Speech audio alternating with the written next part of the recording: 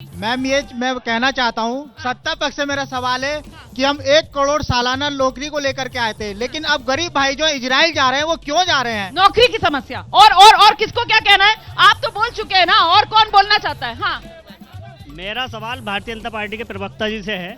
उन्होंने सबसे पहले तो अभी उनके गठबंधन के सवाल पूछिए।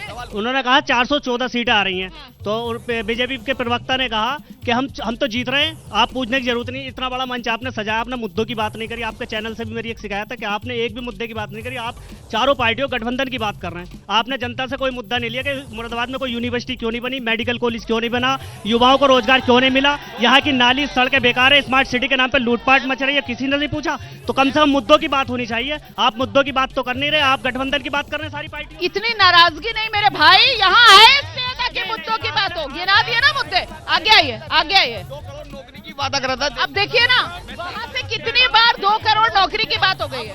मैं सत्ता पक्ष से मेरा एक सवाल है, आपने कहा संविधान का संरक्षण भाजपा कर रही है, तो संविधान का संरक्षण जय श्री राम में है या हिंदुस्तान जिंदाबाद में है? आप जवाब दीजिए इस बात। जवाब लेते हैं। हाँ मैडम, ऐसा है, ये 200 यानी 414 जो बोल रहे हैं कि इन्होंने पहले ही फीट कर रखी है। अगर पहले फीट कर रखी है तो चुनाव क्यों करा रहे हैं? ये 2 करोड़ नौकरी का वादा करा था। हम इनसे पूछना चाहते हैं, आज बेरोजगार घूम रहा है। अपने पीछे जाइए, कुर्सी पर बैठिए। यहाँ पर जरा आक्रोश बढ़ गया है विशेष जी। एक एक करके सारे सवाल आपसे ही है, तो आप सारे जवाब इन्हीं से लेते हैं। आपके नेताओं से बाद में बात करेंगे, ठीक है ना? सर पहले तो बताइए रोजगार वाली बात। पहले मैं भगवान श्री राम को नमन करता हूं और मैं कहता हूं कि भगवान श्री राम कोई नारा नहीं है। भगवान श्री राम सभी के हैं, पार्टी कोई भी हो सकती है। ये मंदिर बना है, उस मंदिर में भी आपने देखा होगा हिंदू, मुस्लिम, सिख, जैन, ईसाई सभी कुछ है। आप उसको नहीं मना कर सकते। हिंदुस्तान सबका है, इसमें कोई शक नहीं। इसलिए भारतीय जनता पार्टी जो कार्य कर रही है, मोदी जी सबका साथ, सबका विकास, सबका विश्वास। तो मतलब आप ये कह रहे हैं कि श्री राम और संविधान, इसमें कहीं कोई विरोधाभास नहीं है, सिर्फ और सिर्फ नजरिए का भेद है। मिला जवाब। अब अगली बात रोजगार की, उस पर जवाब दीजिए। फिर आ रही हूं बीच में आप लोगों के, और सवाल तैयार रखिएगा, मुद्दों से जुड़े हुए, भाषण नहीं।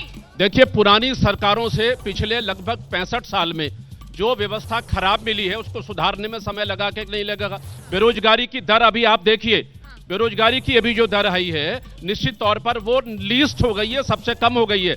यहाँ जो स्टार्टअप शुरू किए गए हैं, यहाँ जो रेहड़ी पटरी वालों के लिए विश्वकर्मा योजना शुरू की गई है, अभी अगर आप देखें तो अभी विकसित भारत संकल्प यात्रा कम से कम 80% गांव तक गई है।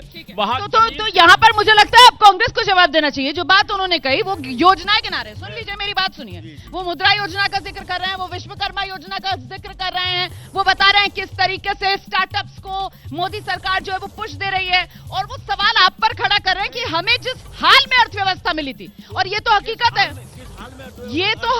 किस हाल में अर्थव्यवस्था मिली थी। कहां से कहां ले जाकर कांग्रेस ने खड़ा कर दिया। मैं ये पूछना चाहता हूं, 5 काम आपने शुरुआती दौर में पूछा था कि 3 काम बताइए। मैं माननीय विशेष गुप्ता जी को सर, सरकार जो है वो रिपोर्ट लेकर आई है, यूपीए सरकार के 10 साल और मोदी सरकार के 10 साल, और उसमें बताया किस तरीके से आप लोगों की जब सरकार थी तब महंगाई दर औसतन 8% के करीब, और इनके 10 साल में वही महंगाई दर 5% के करीब।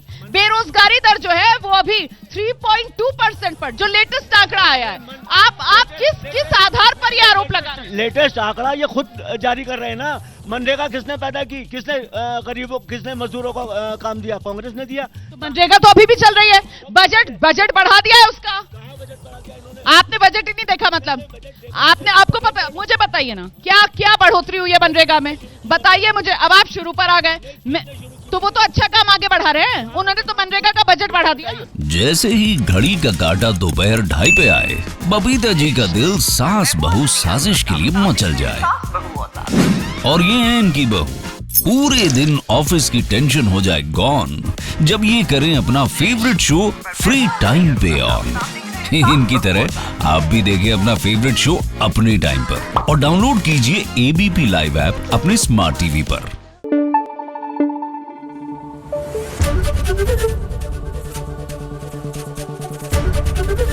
एबीपी न्यूज आपको रखे आगे।